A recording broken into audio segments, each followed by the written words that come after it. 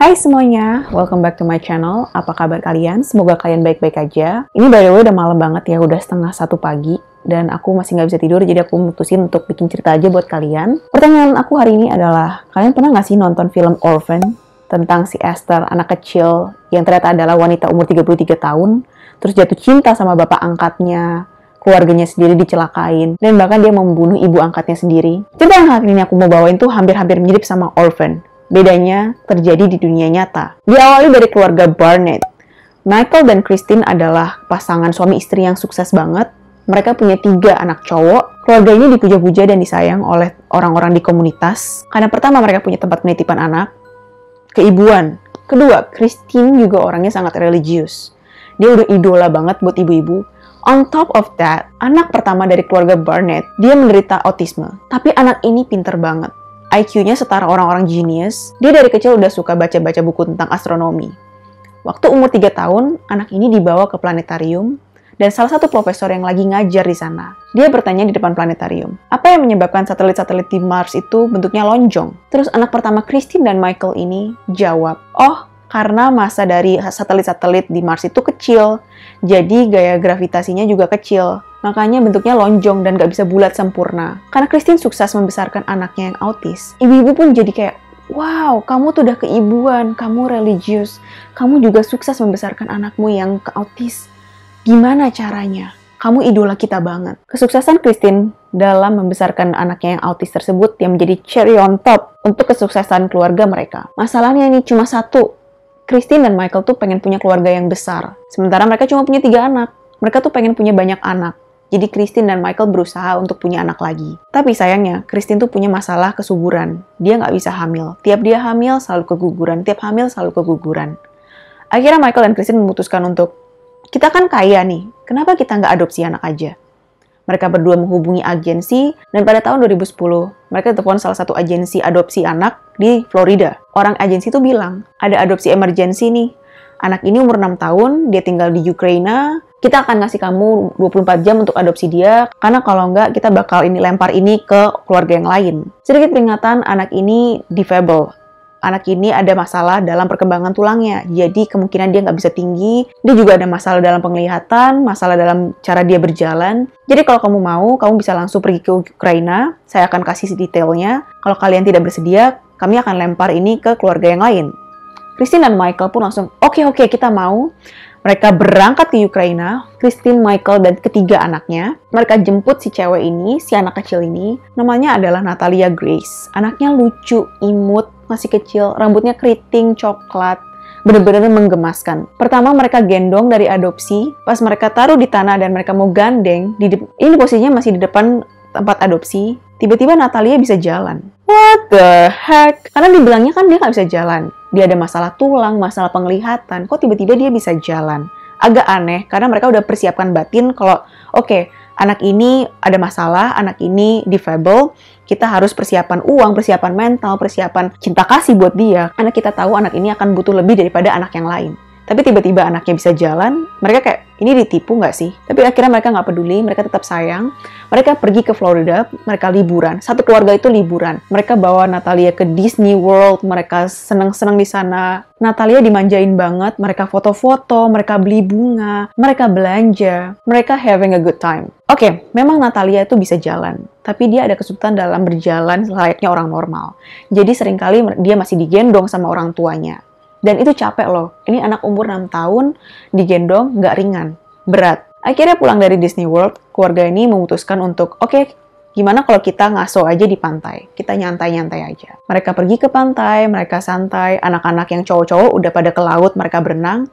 Dan Natalia ngomong ke orang tuanya, Ma, aku mau ke laut juga, mau berenang. Orang tuanya yang capek banget abis gendong Natalia seharian, bilang, oke Natalia, tunggu sebentar ya. Kasih aku 1 menit buat istirahat. Tiba-tiba Natalia lari kenceng dari pantai ke laut. What the heck? Pertama dibilang dia ada masalah dalam berjalan. Tapi tiba-tiba dia bisa jalan. Sekarang dia bisa lari. Tapi naifnya, keluarga ini masih percaya aja sama Natalia. Mereka mikir, oh mungkin dia memang sebenarnya bisa jalan. Tapi perkembangannya berlambat. Dan dia mungkin malu, mungkin dia juga dikatain cara dia berjalan. Jadi dia nggak mau berjalan. Mereka tetap sayang sama Natalia. Mereka bawa Natalia pulang ke Indiana, ke rumah mereka yang asli. Terus Natalia dikenalin ke sanak saudara, terus ke teman-temannya. Dan by the way, ini Christine ini tuh punya banyak banget temen orang Ukraina. Dan teman-teman Ukrainanya tuh pada bingung, kayak, oke, anak lo dari Ukraina, umurnya 6 tahun. Kok gue ngerasa aneh ya? Karena dia nggak bisa bahasa Ukraina sama sekali. Bahkan simple phrase, kata-kata yang mudah kayak halo dalam bahasa Ukraina aja dia nggak tahu. Kedua, dia juga nggak punya aksen Ukraina. Christine yang seharusnya jadi itu red flag malah mengabaikan omongan teman-temannya. Dia tetap aja sayang sama Natalia. Dia beliin mainan, dia beliin boneka. Walaupun Natalia ini nggak suka main boneka. Anak umur 6 tahun mana yang nggak suka main boneka? Ditambah lagi, semua keanehan ini diperparah dengan Natalia itu selalu berdarah setiap bulan. Alias menstruasi, alias dapet.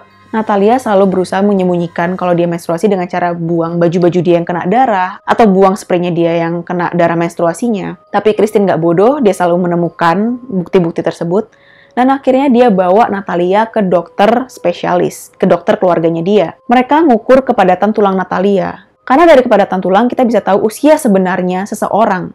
Dan benar aja, Natalia ternyata umurnya lebih tua daripada 6 tahun. Umurnya dia ternyata 22 tahun. Oleh fakta tersebut, akhirnya Christine dan Michael pergi ke pengadilan dan minta tolong ganti birth certificate, akte kelahirannya Natalia. Dari umurnya 6 tahun ke 22 tahun. Hal tersebut akhirnya bikin kesehatan mentalnya Natalia terganggu. Kamu pikir umur kamu 6 tahun, jadi kamu bertingkah seperti anak umur 6 tahun. Tapi setelah tiba-tiba kamu dibilang, oh umur kamu 22 tahun. Kamu nggak bisa bertingkah lagi sebagai anak umur 6 tahun dan kamu nggak tahu harus ngapain. Dia bolak-balik dibawa ke psikiater, dibawa ke terapis, dia juga dibawa ke mental institution karena untuk dites. Jangan-jangan Natalia ini sebenarnya selama ini tahu kalau umurnya 22 tahun, mungkin dia ada sesuatu yang mengganggu psikisnya dia, akhirnya dia berperilaku sebagai anak umur 6 tahun. Nggak cuma itu, Natalia juga mulai bikin-bikin perangai. Dia mulai nyerang anak-anak yang ada di tempat penitipan anak, dia pun nuangin cairan pembersih ke kopi keluarga Barnett. Waktu dia nuangin cairan pembersih ini ke kopi, Christine lihat itu semua dan dia nanya ke Natalia, kamu ngapain? Dan Natalia jawab, mau ngeracunin kamu. Akhirnya satu keluarga Barnett udah mulai ketakutan, mereka udah mulai creeped out sama kelakuannya Natalia. Mereka bahkan saling jaga satu sama lain, jadi mereka tidurnya shift-shiftan, jadi kayak mungkin bapaknya tidur dulu, terus ibunya bangun, nanti ibunya tidur, bapaknya bangun. Karena Natalia udah mulai ngeliatin mereka saat tidur, creepy. Terus dia juga meperin darah ke tembok. Dia juga ngancem mau bunuh saudara-saudaranya dari keluarga Barnett ketika mereka datang ke rumah. Dan yang menariknya, terapis-terapisnya Natalia tuh bilang, anak kamu tuh umurnya 23 tahun. Kamu tahu nggak soal itu? Soalnya dia bilang ke saya umurnya 23. Keluarga Barnett udah capek banget ngurusin pola tingkah dan perangainya si Natalia. Sampai suatu keajaiban terjadi, di mana anak yang pertama, si yang jenius ini, dia keterima di sekolah yang prestisius di Toronto. Akhirnya sekeluarga mikir, oke, bye Felicia, kita pergi ke Toronto dan kita tinggal si Natalia di Indiana. Karena dia udah tua, dia udah dewasa, buat apa masih dibawa lagi, dia bukan anak kecil. Tapi Natalia tuh masih dicukupi kebutuhannya. Dia disewain apartemen, terus apartemennya juga diisi sama furnitur-furnitur, terus dia dikasih uang bulanan, dikasih pembantu, dikasih penjaga. Dia mau apa aja tinggal minta. Tapi mereka bilang, kita akan nyediain buat kamu semua ini cuma untuk 1 tahun. Tahun depan, kamu harus cari sendiri. Kamu udah dewasa. Kita nggak pilih kasih. Kita bakal giniin juga ke anak-anak kita kalau anak-anak kita udah kuliah. Terus Natalia kayak, oke. Akhirnya satu keluarga Barnett semuanya pindah ke Toronto dan Natalia sendiri di Indiana. Hubungannya tuh berjalan lancar. Natalia selalu teleponan sama keluarga Barnett setiap hari sampai pada suatu hari Natalia stop telepon.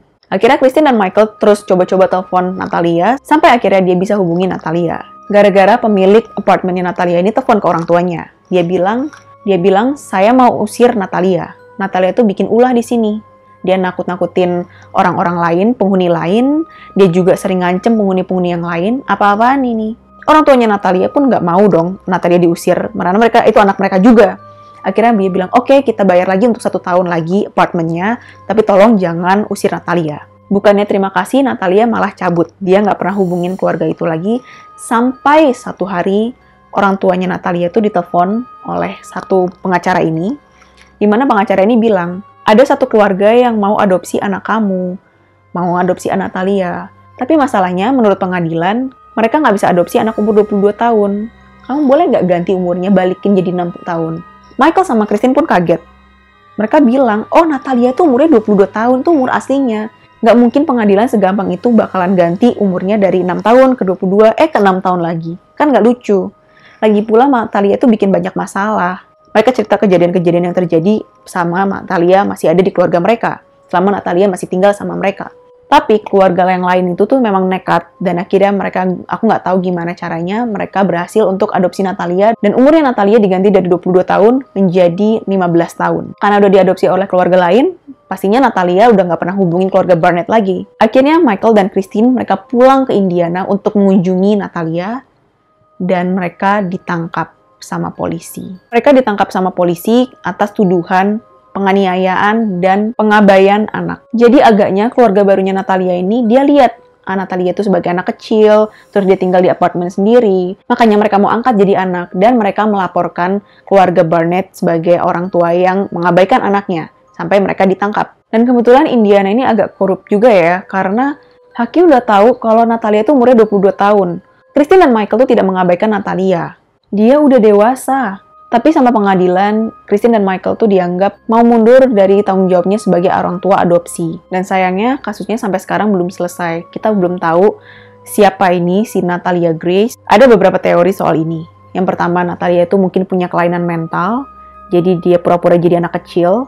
Persis seperti apa yang dilakukan Esther dari film Orphan. Kedua, mungkinkah ini adalah penipuan dari agensi-agensi supaya mereka dapat duit kan? Kalau misalnya ada anak yang diadopsi, mereka dapat duit dari pemerintah, mereka bisa terus jalan. Ketiga, kalau memang ini penipuan dari agensi, apakah Natalia terlibat di dalamnya? Sedihnya dengan apapun yang terjadi sama Natalia sekarang ini, keluarga Barnett udah nggak sama lagi karena Christine dan Michael mereka jadi cerai, karena mereka berantem-berantem terus, terutama berantem soal Natalia. Sedih nggak sih? Tadinya mereka mau memperbesar keluarga mereka, tapi keluarga mereka berantakan karena mereka memperbesar keluarga mereka dengan cara mengadopsi Natalia. Ini aja buat cerita hari ini. Kasih tahu aku dong teori mana yang menurut kalian paling pas, dan mungkin kalian punya teori sendiri. Siapa sih si Natalia Grace ini? Dan apa motifnya? Komen juga di bawah cerita apa yang kalian pengen aku cover. Jangan lupa like dan subscribe. Dan sampai ketemu lagi di video selanjutnya. Bye!